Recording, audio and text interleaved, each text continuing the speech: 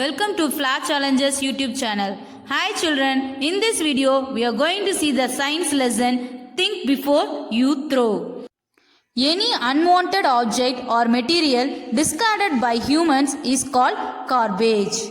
அதாவது கார்பேஜ்ங்கிறது குப்பை. மனிதர்கள் எதை தேவையில்லை அப்படின்னு சொல்லி தூக்கி எறிகிறத தான் நம்ம கார்பேஜ்னு சொல்கிறோம். Garbage can be from various sources.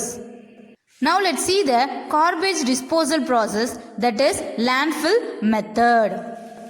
This is one of the most common methods of garbage disposal practiced in many countries across the world. பல நாடுகளில் இந்த குப்பைகளை அகற்றுவதற்கு இந்த landfill மெத்தடை தான் பயன்படுத்துகிறாங்க. First step is garbage generated every day from various places is collected by the garbage collector. பல இடங்களில் உள்ள குப்பைகளை துப்புரவு பணியாளர்கள் சேகரிக்கின்றனர்.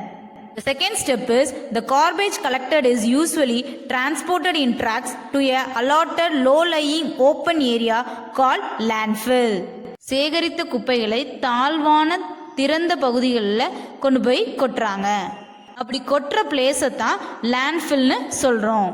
The third step is after the landfill is completely filled, it is sealed with layers of soil and closed.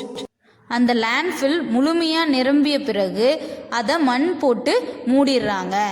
இதைத்தான் landfill மெத்தட்னு சொல்கிறோம். Next, garbage is mostly of two types. They are biodegradable and non-biodegradable. Biodegradable materials.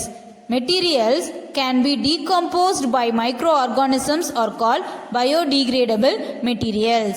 அதாவது எளிமையாக மக்கக்கூடிய பொருட்களை தான் biodegradable materialsனு சொல்லுவோம். Example, fruit or vegetable peels, eggshells and dry leaves. The next one is non-biodegradable materials. Materials that cannot be decomposed by microorganisms are called non-biodegradable materials. அதாவது எளிதில் மக்காத பொருட்களை தான் non-biodegradable materialsனு சொல்கிறோம். For example, plastic items, glass bottles and aluminum tins. Segregation of garbage as biodegradable and non-biodegradable will help them in their disposal.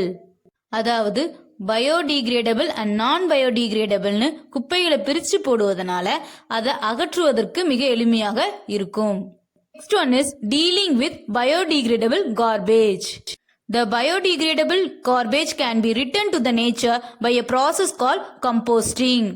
அதாவது biodegradable garbage உரமா மாற்றும் முறையை தான் கம்போஸ்டிங்னு சொல்கிறோம்.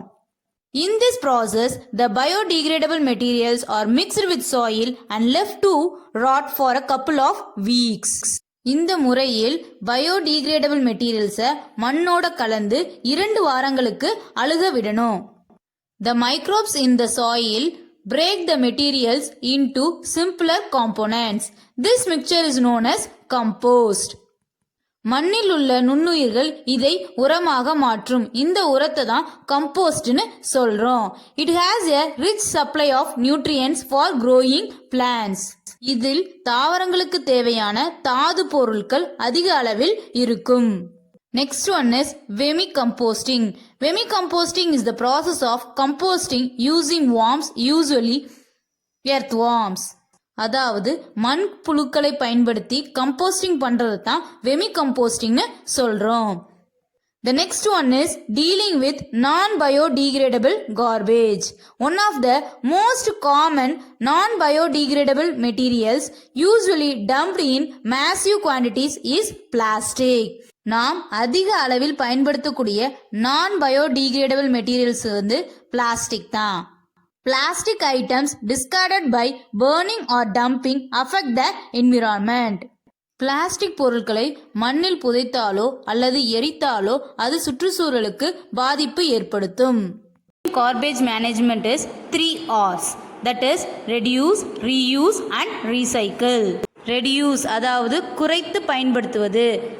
நம்ம பிளாஸ்டிக் பேக்ஸுக்கு பதிலாக கிளாத் பேக்ஸை யூஸ் பண்ணலாம். அதை தான் ரெடியூஸ்னு சொல்கிறோம். Next one is reuse. ரீயூஸ்னா மறு பயன்பாடு. அதாவது ஒரு பொருளை வேறொரு பொருளாக மாற்றி நம்ம பயன்படுத்துறது. ஃபார் எக்ஸாம்பிள், ஒரு பிளாஸ்டிக் கப் இருக்குன்னா அதை பென் ஸ்டாண்டாக நம்ம யூஸ் பண்ணலாம். நெக்ஸ்ட் ஒன் இஸ் ரீசைக்கிள், அதாவது ஒரு பொருளை மறுசுழற்சி செய்து பயன்படுத்துவது. I hope you all understand the lesson. Thank you.